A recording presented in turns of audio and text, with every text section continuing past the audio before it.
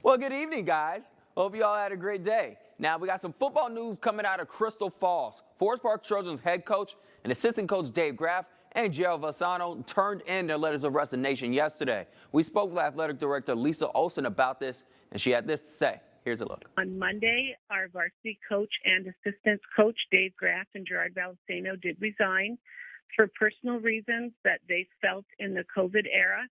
It is just they felt it was not safe, and in their workforce outside of coaching, they're facing rules and expectations, and it was difficult for them to cross into the football world and their other worlds. They just weren't paralleling, and it was not something they felt comfortable that they could lead by example the way they wanted to.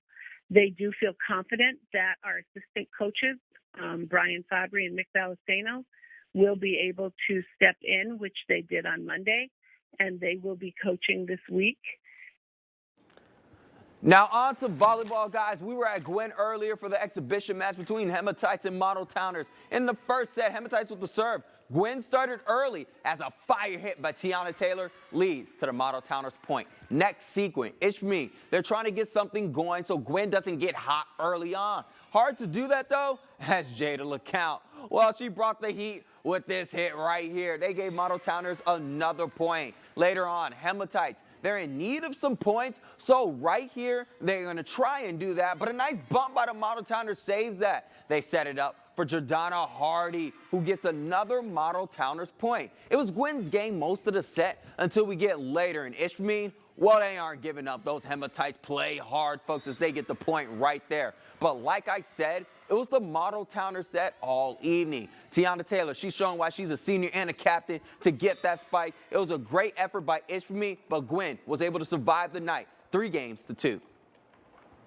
So, despite all the unfortunate circumstances of this season, there is still polls for who is the best of the best. So let's go ahead and take a look at the top teams after week 3 of high school football. And first, you got Gladstone. Ever since they almost didn't play Negaunee, they have been on a roll. And athletic director David Limbeck even told us how excited he is about this team and just how good they can be. Well, so far, they've definitely proven that. Next up is Sault Ste Marie, who started off great with the 2-1 start, only losing to number 1 ranked Gladstone by 2 points. That run game is vicious, folks, I tell you, especially when they played Marquette, who's ranked number 3. Now, this Redmond squad has been great since the start with big wins over Menominee and shutting out Kingsford last week 10-0.